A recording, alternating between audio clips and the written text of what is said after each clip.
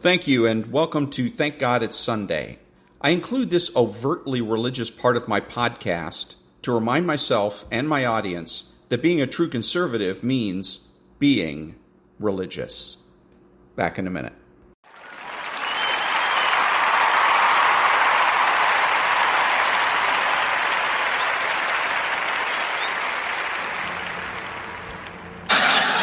I said Bezos has 40 billion more than Gates. They both live in Seattle. They must have gone to dinner at some point.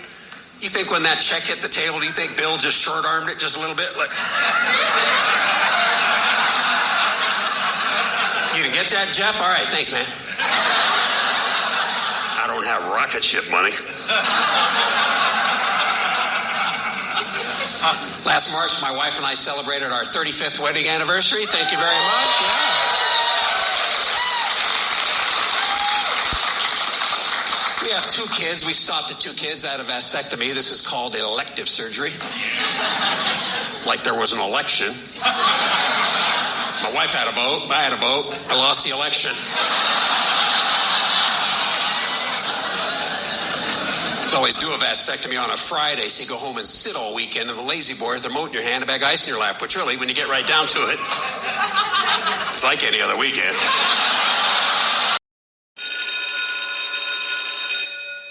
Good morning. It's Sunday. Thank God it's Sunday, August the 6th, and this is The True Conservative.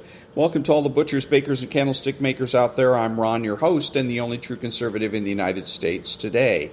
So today, after the Serenity Prayer and the patriotic song of the day, we will have No Free Lunch, The Rape of the Mind, Jesse Waters, and bishop-barron. All that and more when I get back.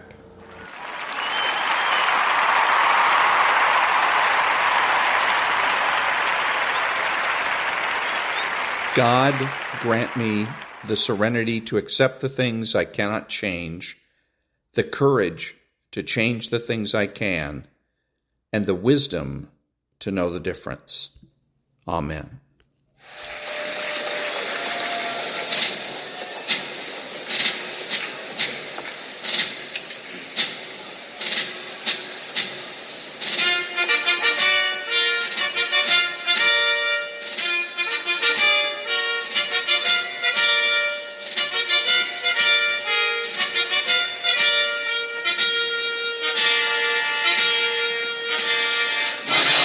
To see the glory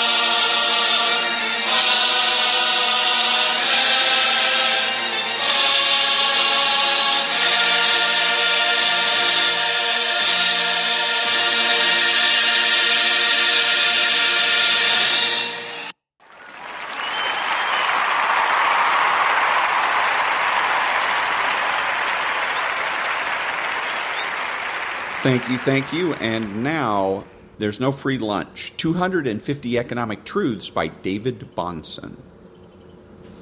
The art of economics consists in looking not merely at the immediate, but at the longer effects of any act or policy. It consists in tracing the consequences of that policy, not merely for one group, but for all groups. Henry Hazlitt. Astute readers will note that this sentiment is nearly identical to what Bastiat communicated in the preceding entry. Hazlitt here elaborated on Bastiat's 19th century work to popularize the broken window fallacy and provide a framework for how we understand all misguided economic thinking. And that was There's No Free Lunch by David-Bahnsen. Back in a minute.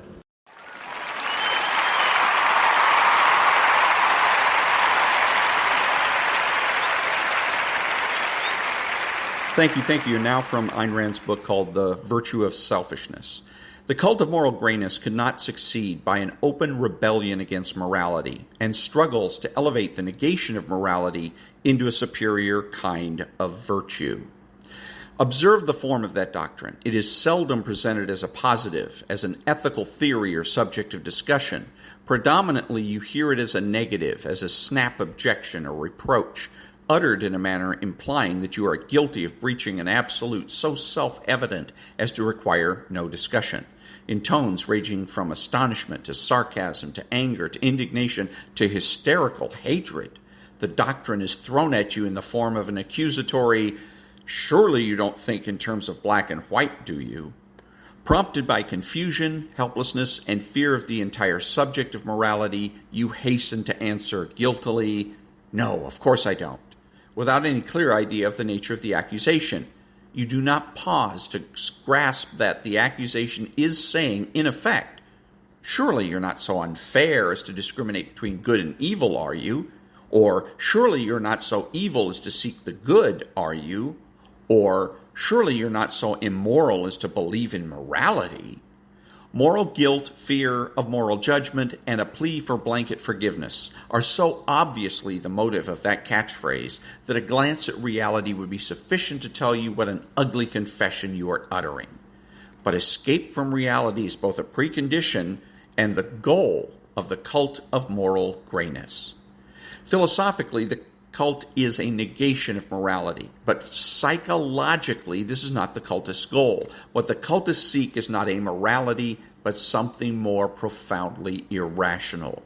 A no absolute, fluid, elastic, middle-of-the-road morality.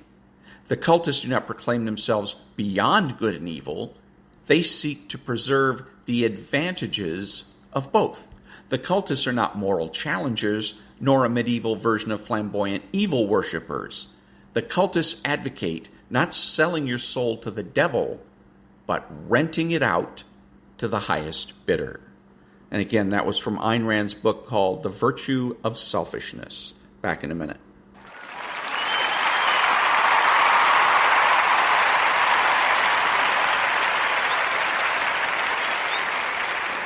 Thank you. And now, the rape of the mind. Cultural predilection for totalitarianism. In the battle against this dread disease, social factors, as well as personal ones, play an important role. We can see this more clearly if we analyze the ways in which the ideals of a culture as a whole affect its citizens' vulnerability to totalitarianism. The ethics of our own Western civilization are our strongest defenses against the disease. For the ideal of these ethics is to produce a breed of men and women who are strongly individualistic and who evaluate situations primarily in terms of their own consciences. We aim to develop in our citizens a sense of self-responsibility, a willingness to confront the world as it is, and an ability to distinguish between right and wrong through their own feelings and thoughts. Such men and women are impelled to action by their personal moral standards rather than by what some outside group sets up as correct. They are unwilling to accept group evaluations immediately unless these coincide with their own personal convictions, or unless they have been able to discuss them in a democratic way. People like this are responsible to their communities because they are first responsible to themselves. If they disagree, they will form a loyal minority, using their rights of convincing other people at appropriate times. There are other cultures which emphasize attitudes and values that are different from these. The Eastern ideal of man, as we find it in China and some of the other Oriental countries, is in the first place that of oneness, of being one with the family, one with the fatherland, one with the cosmos, nirvana.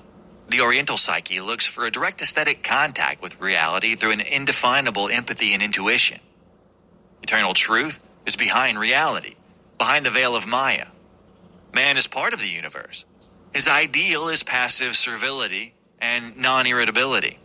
His ideal of peace lies in rest and relaxation, in meditation, in being without manual and mental travail.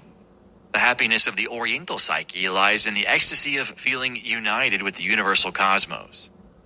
Ascesis, self-redemption, and poverty are better realized ideals in Oriental culture than in our Western society. The classic Oriental culture pattern can best be described as a pattern of participation. In it, the individual is looked upon as an integral part of the group, the family, the caste, the nation. He is not a separate, independent entity. In this culture, greater conformity to and acceptance of the collective rules are the ideals. An Oriental child may be trained from infancy into a pattern of submission to authority and to the rules of the group. Many primitive cultures also display this pattern.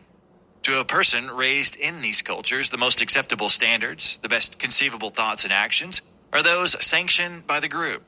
The totalitarian world of mass actions and mass thoughts is far more comprehensible to the members of a participation patterned and less individual-minded culture than it is to Western individualists.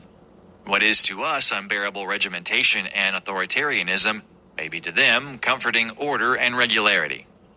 An example of an intensified pattern of participation and thought control and mutual spying has been given by the anthropologist E.P. Dozier. The New York Times, December 11, 1955. Science Newsletter, December 3, 1955. The Pueblo Indians of the Rio Grande area believed that wrongdoing or wrong thinking of one man in the tribe affects all members. He may upset the cosmic balance by ill feeling toward any one of his fellow men. The moral code of the village is group-centered. The individual who transgresses this jeopardizes the well-being of all. Epidemics, crop failures, droughts are interpreted as a result of deviationism of one member of the group. Village members are closely watched and spied on in order to discover the culprit or witch. Gossip and accusations of witchcraft are rampant, and the Pueblo Indian is constantly searching in his own conscience for harmful thoughts and attitudes. It is as if we watch the ritual of the purge in the totalitarian state. See Chapter 7. Such forms of creeping collectivism and participation we may see in every group formation where tolerance of nonconformism ceases to exist. Wherever dogmatic partisanship dominates, the mind is coerced. We may even detect such encroaching tendencies in some scientific circles where there exists an overemphasis on group research, teamwork, membership cards, and a disdain for individual opinion. The culture into which a man is born and his own psychological constitution interact to produce his personality in much the same way as his body and mind interact to produce his behavior. Our culture of individual freedom may offer us a partial immunity to the disease of totalitarianism, but at the same time, our personal immaturities and repressed savageries can make us vulnerable to it. The participation type of culture may make men more susceptible in general to totalitarianism, although personal strivings toward maturity and individuality can offer them, too, some measure of protection against it. Because of the interaction between these social and personal forces, no culture is completely safe from internal attack by totalitarianism and from the mental destruction it may create. As I said before, our totalitaria is a mythical country, but the brutal truth is that any country can be turned into a totalitaria. The aims of the rules of our fictitious country are simply formulated. Despotism, the total domination of man and mankind, and the unity of the entire world under one dictatorial authority. At first glance, this idea of unity can be most attractive. The idea, oversimplified, of a brotherhood unity of nations under central powerful agency. When the world is one, it would seem there will be no more war. The tensions that face us will be eliminated. Earth will become a paradise. But the simplified conception of a universal dictatorship is false and reflects the danger inherent in the totalitarian goal. All men are different, and it is the difference between them that creates the greatness, the variety, and the creative inspirations of life. as well as the tensions of social intercourse. The totalitarian conception of equalization can be realized only in depth, when the chemical and physical laws that govern all of us take over completely. Death is indeed the great equalizer. In life, all of us are different. Our bodies and minds interact with one another and with the outside world in different ways. Each man's personality is unique. True, all of us share certain basic human qualities with all other members of the human race, but the differences in personality are also so many and so varied that no two men anywhere in the world or ever in all of human history can be said to be exactly alike. This uniqueness is as true of the citizen of Totalitaria as it is of anyone else. As a human being, he is not only different from us, he is different from his compatriots. However, to create man in the totalitarian image through leveling and equalization means to suppress what is essentially personal and human in him, the uniqueness and the variety, and to create a society of robots, not men. The noted social scientist J.S. Bruner, in his introduction to Bauer's book on Soviet psychology, has expressed this thought in a different way. Man's image of the nature of man is not only a matter for objective inquiry, it is, and has always been, a prime instrument of social and political control. He who molds that image does so with enormous consequences for the society in which he lives. Totalitaria fosters the illusion that everyone is part of the government. A voter, no one can be a non-voter or an anti-voter. His inner pros and cons and doubts are not private problems of the individual himself anymore. His thoughts belong to the state, the dictator, the ruling circle, the party. His inner thoughts have to be controlled. Only those in power know what really lies behind national policy. The ordinary citizen becomes as dependent and obedient as a child. In exchange for giving up his individuality, he obtains some special gratifications. The feeling of belonging and of being protected. The sense of relief over losing his personal boundaries and responsibilities. The ecstasy of being taken up and absorbed in wild, uncontrolled collective feelings. The safety of being anonymous, of being merely a cog in the wheel of an all-powerful state. The despotism of modern totalitaria is very different from the lush, exotic, personal tyrannies of ancient times. It is an aesthetic, cold, mechanical force, aiming at what Hannah Arendt calls the transformation of human nature itself. In our theoretical country, man has no individual ego any longer, no personality, no self. A leveling system is at work, and everything above the common level is trampled on and beaten down. And that was the Cultural Predilection for Totalitarians from The Rape of the Mind by Joost-Meerlo, M.D. Back in a minute.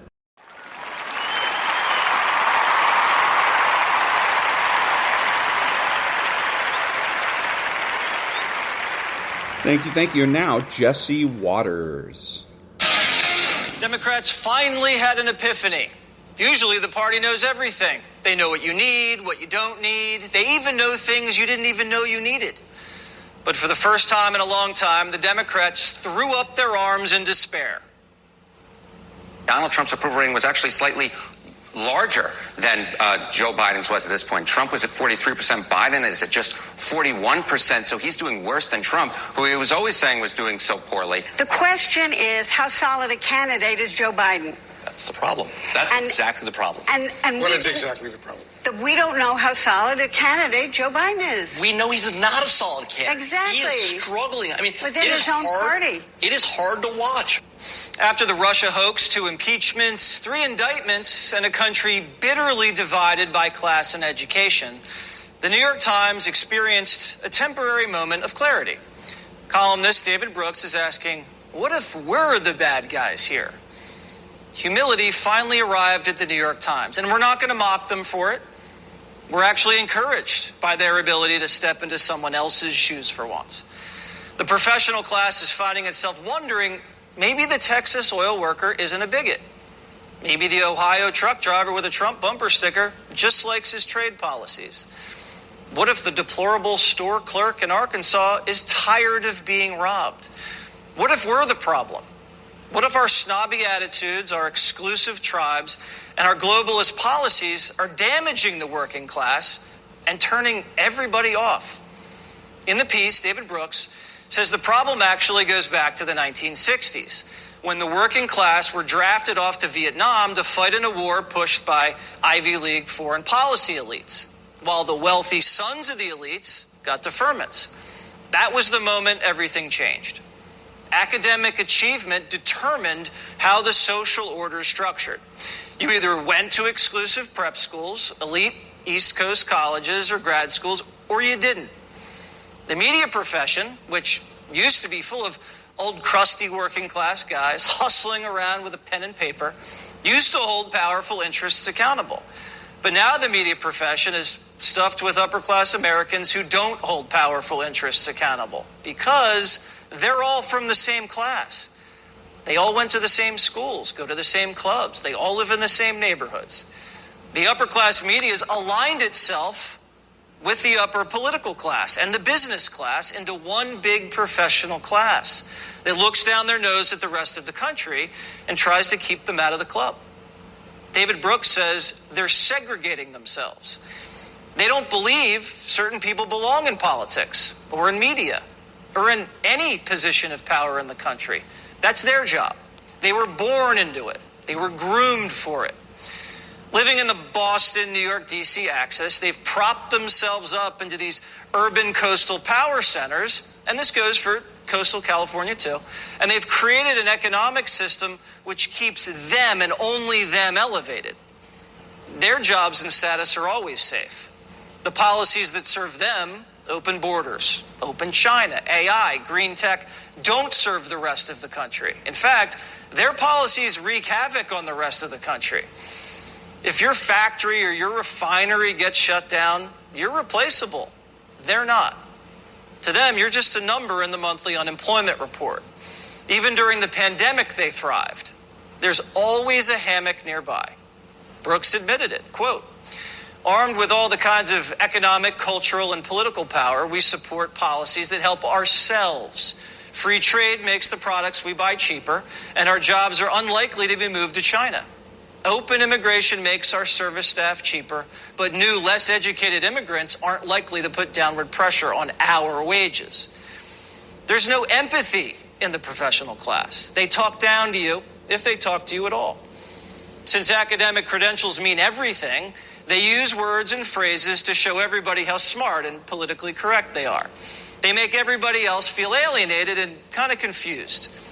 Non-binary, intersectionality, marginalized communities. What? It's like they have their own dialect, lingo to signify status. And after years of thinking they're better than you, along came Donald Trump, a billionaire who's better than all of them in all the ways they valued. He went to an Ivy League school. He owned golf courses, iconic real estate. He had beautiful women. He was a celebrity. He was a star. Sure, he was a little crude, but Hillary was at his wedding. He was accepted until he threatened their political power, until he listened to you and told the professional class of what you thought of them, until he came in, humiliated the press, the Bush and the Clinton dynasty, and the power brokers who thought opening China was a great idea. He showed the entire country that the professional class were only pretending to know what they're doing. But they were actually just a bunch of selfish, greedy, and insecure social climbers. Imagine that. A billionaire who listened to the forgotten man. Brooks says, quote, it's easy to understand why people in less educated classes would conclude that they're under economic, political, cultural, and moral assault, and why they've rallied around Trump as their best warrior against the educated class. He understood that it's not the entrepreneurs who seem most threatening to workers. It's the professional class. Trump understood that there was great demand for a leader who would stick his thumb in our eyes on a daily basis and reject the whole epistemic regime that we rode in on. Basically, Trump's popular because he actually cares. He cares about the whole country, not just the professional class who used to run it or run it into the ground. This is why Trump's such a threat. He threatens not just their power, he threatens to invalidate their status and exalted role in America. Now, sometimes this clash of classes is ugly. We get it. but it's necessary for the United States to move forward together in the 21st century. So when Trump's attacked, the country is attacked. That's why these indictments don't have the punishing effect on the Republican Party, which has now become the party of populism, that the professional class had expected. People like Van Jones, who get it, and sometimes gets it, doesn't get it here. In some ways, this would be a normal person's nightmare and maybe a narcissist's dream, to be martyred, for his cause, for his people, to have to go and face the establishment. I'm doing this for you. Trump has been quite masterful at getting half the country now to go along with this delusion that he has that somehow he's the victim here when he's not. Some of the greatest human beings in history have been martyrs. What if someone's a martyr, you're just supposed to abandon them? That's not how martyrdom works. These indictments have backfired, and the polls reflect it. Back in March, before any of these indictments, Trump was polling at 43 on the Real Clear Politics average in the primary. He gets hit with his first indictment, the New York Bragg indictment, and now he's up at 50. 2 months later, Trump gets hit with Mar-a-Lago doc indictments. What happens? He's up at 56. So what do you think happens now? No wonder Trump's saying, I need one more indictment to ensure my election. In the New York Times poll, he's already tied with Biden, dead even. So it kind of feels like Democrats want Trump reelected. And maybe the more this thing becomes clear what was done, you've got to believe that rational thought will come back in the minds of some of these people. But if not, then it's going to take the overwhelming organization, just as you were talking about earlier, organizing the country at all the levels so that he cannot win that election. Now the revenge tour. Trump's made the message clear, quote, if you go after me, I'm coming after you. This is the professional class's last stand. If Trump gets back in the White House, all of them will be discredited and knocked from their perches. This is why they're covering up the Biden scandal so vigilantly. The Biden scandal is like holding up a mirror to Washington. To every elite, all sit down at the same dinners, go to the same parties, get paid by the same companies, and whose entire family is all playing the inside game. It's been a sleazy patronage mill for an eternity. And they don't want to stop printing the money. But at the end of the day, the White House is the people's house. We choose the outcome. Hey, Sean. And that was Jesse Waters, and his piece is called This is Why Trump is a Threat to the Left. Back in a minute.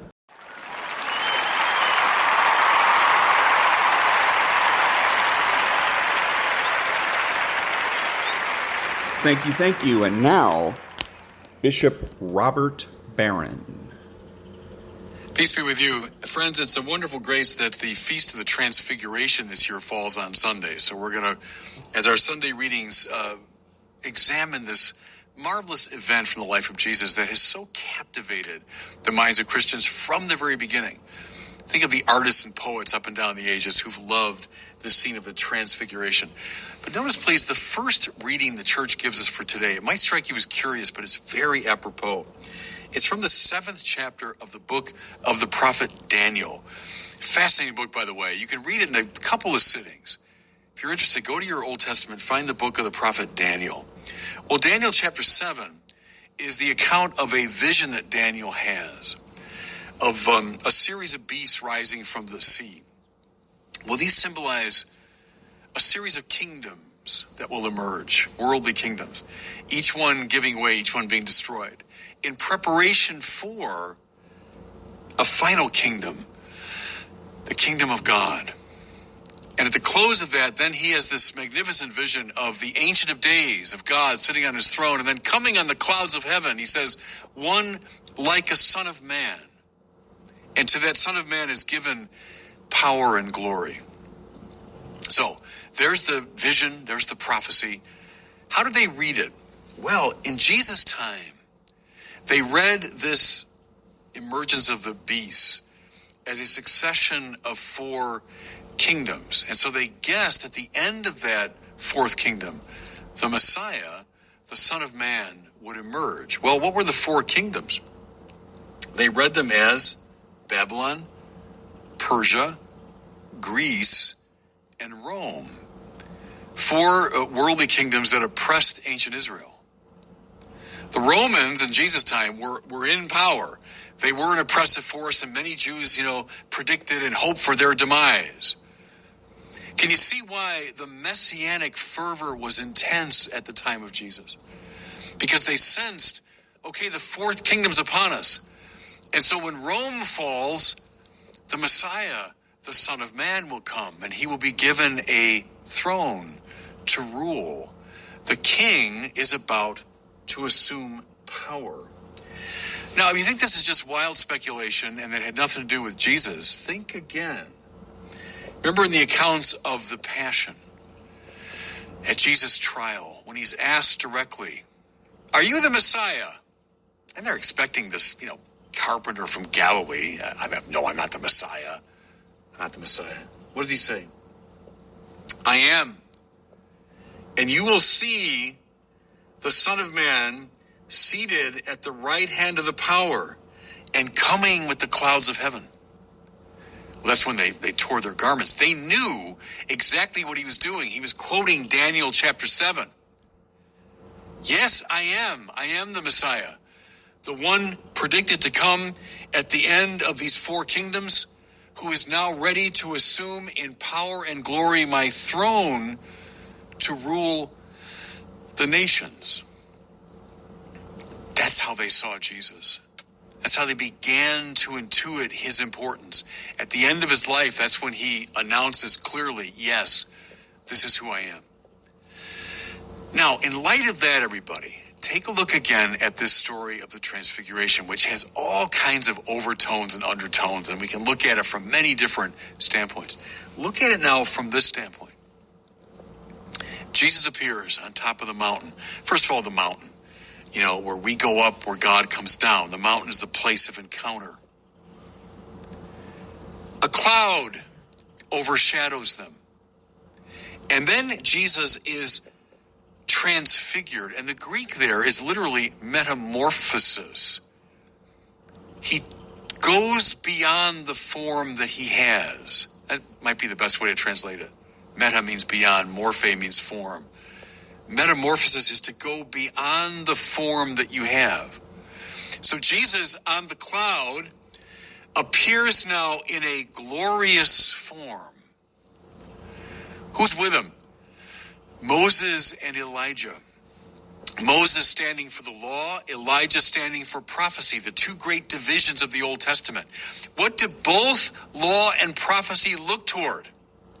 They look toward this fulfillment.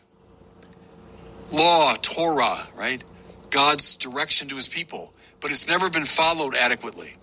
Until the hope dawned, the great king who would finally be the obedient servant of Torah would come. What did the prophets look forward to? They looked forward to the coming of this Mashiach, this anointed one, who would fulfill all the promises of Israel.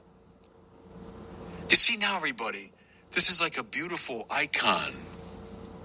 On the cloud, in the glory of his metamorphosis, accompanied by the law and prophecy, Jesus appears.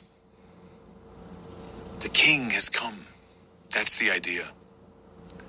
I saw one like a son of man coming on the clouds of heaven, assuming the throne of his authority. What's the term that Jesus uses of himself over and over again in the New Testament? The Son of Man, the Son of Man, the Son of Man. Attentive Jewish listeners would have been thinking, Daniel 7, Daniel 7, Daniel 7. But Transfiguration is the manifestation, even before the crucifixion and resurrection, of Jesus' deepest identity. Now, notice something else. What's the nature of this king who's come to reign? Is he human? Yeah, and you find that throughout the Old Testament, the anticipation of a son of David who would rule, a son of David who'd be the Mashiach, the anointed one. At the same time in the Old Testament, there's the keen anticipation that God himself will come and shepherd his people. You know, these wicked shepherds described in Isaiah and Ezekiel and so on. And then God says, but the day will come when I myself will shepherd my people. Okay, so which is it? Is the Messiah a son of David, a human figure, or is he the God of Israel? Answer, both. Both. And where do we see it, everybody? You see it in this account of the Transfiguration. Is Jesus' humanity questioned here? Not at all. No, Jesus, whom they know. Jesus, their friend. They go up the mountain together with him. But then, metamorphosis. He goes beyond the form he has, displaying the glory of his divinity. He's both divine and human. His divinity not competing with his humanity not overwhelmed by his divinity, but rather his humanity becoming translucent and transfigured and elevated by his divinity. There he is. That's the king. There he is. That's the king. One coming on the clouds, manifesting his glory, ready to assume his throne. What's the upshot now of all this? For Peter, James, and John, and for us. Okay, we know who the king is. Let's get in his army. Go all the way back to the beginning of the Bible. Go back to the book of Genesis. What's Adam's task? Well, he's tilling the soil of the garden. That's true. But the ancient interpreters read one of his tasks was a kingly task, was now to go on the march and to expand the beauty and glory of Eden to the rest of the world. What's Israel looking for all throughout history is the true king who would bring the order of God's kingdom out now to the wider world in a way they never quite imagined. The king has emerged, both divine and human, the transfigured Lord, the fulfillment of Daniel chapter 7. Just a last thought here. This is from Thomas Aquinas. I've always loved it. How come those three figures are there? Peter, James, and John. Thomas's answer, because Peter's the one who loved Jesus the most. Look at Peter, his heart always open. He loved Jesus the most. Why is John there? John's the one that Jesus loved the most. He's the beloved disciple. Why is James there? He's the first of the apostles to be martyred.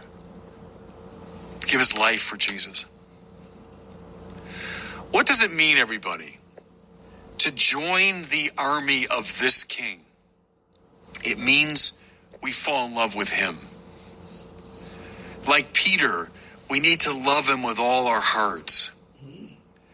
Like John, we need to allow him to love us. That's an important thing, everybody, in the spiritual life, I think. Yes, we should love the Lord. We hear that all the time. But to let him love us. When Paul says, it's no longer I who live, it's Christ who lives in me. It means he's allowed Christ to come into his heart. He's allowed Christ to love him.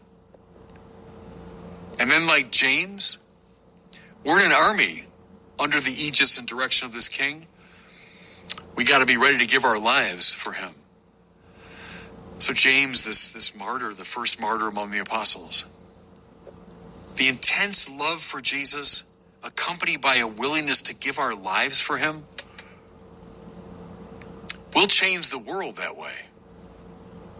The point is, we mustn't think of the Transfiguration as this kind of one-off event. Isn't that amazing? Jesus manifested his glory. Well, yeah, he did, and that's marvelous, and we kind of see who he is. No, much more than that. He manifested his glory precisely as the king, anticipated by both law and prophecy. Manifested himself as king, who wants an army of those who love him and are willing to give their lives for him. That's why it's such an important detail that after the transfiguration's over, it's like, the lights have gone out and Elijah and Moses are gone and they're just there with Jesus.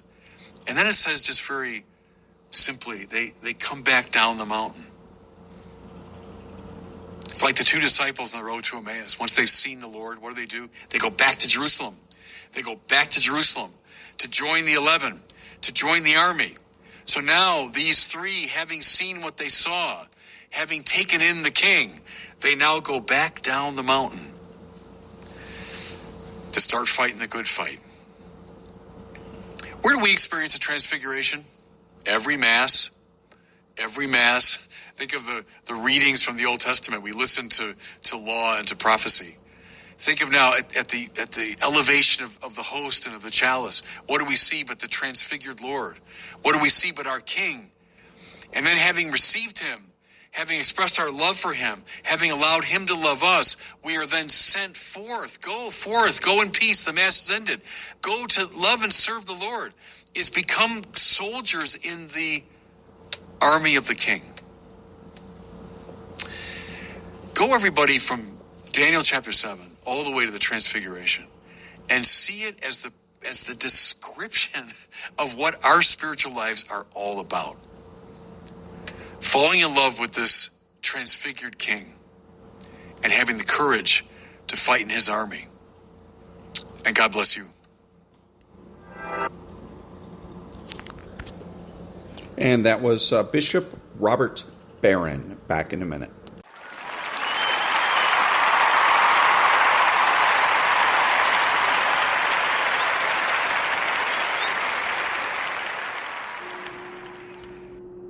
Lord Rush Limbaugh's on by the Rush Hawkins Singers is exactly what's called for.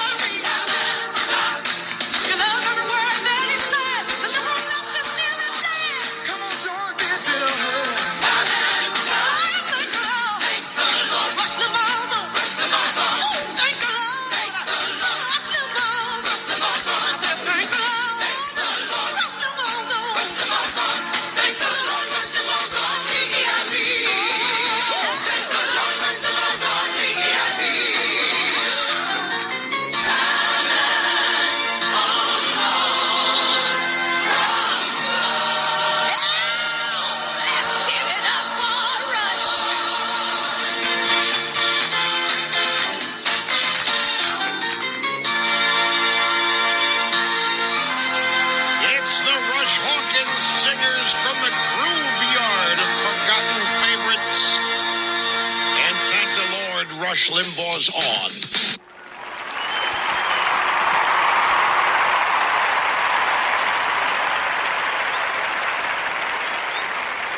Thank you. I'm Ron, your host and the only true conservative in the United States today, bidding adios to all of the butchers, bakers, and candlestick makers out there. And until next time, be honest, be smart, be beautiful, and remember that the left has no authority, no power, and they can't win.